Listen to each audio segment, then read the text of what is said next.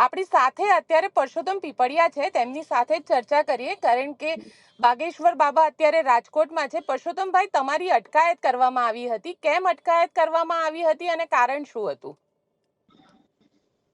બાબા બાગેશ્વર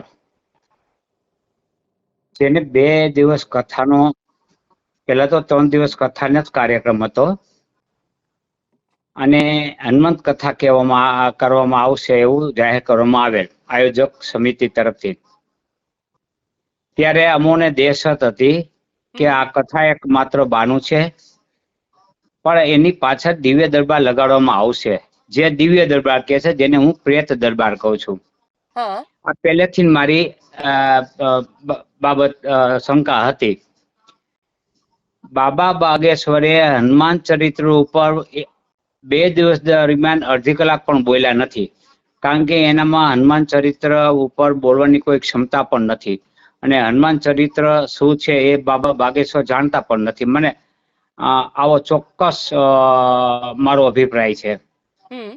બાબા બાગેશ્વરે જે અમારી અનુમાન હતું તે પ્રમાણે છેલ્લે દિવસે દરબાર યોજ્યો અને દરબાર યોજીને ડાકીની, સાકીની, પિચાસીને ધૂણાવવામાં આવ્યા.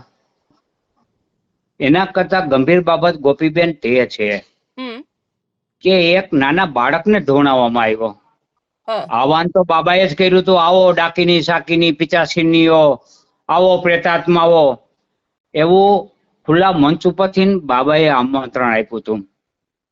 એટલે ત્યાં મોટા ભાગના નોન ગુજરાતી, આ બધા જે પોતે પ્લાન્ટેડ કરેલા વ્યક્તિઓ હોય, જે ફેબ્રિકેટેડ વ્યક્તિઓ હોય, એ બધા આવ્યા અને આવીને સૌપ્રથમ જ્યાં પત્રકારો છે એ વિડીયોગ્રાફી કરી રહ્યા હતા, એવા પત્રકારો ઉપર હુમલો કરવા લાગ્યા. આ બધું વિડીયોમાં દર્શિત છે, હું નથી કહેતો, બિલકુલ આ વિડીયોમાં દર્શિત છે. એટલે આ બધા ઢોંગ ધતિંગ કરવાના છે એવું અનુમાન હતું અને આ 3 દિવસથી ગાય વગાડીને કહેતા હતા.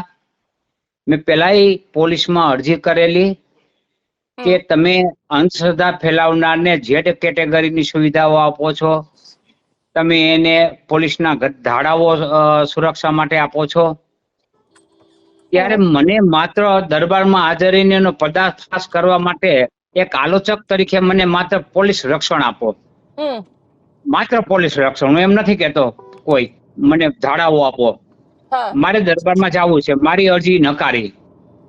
તેમ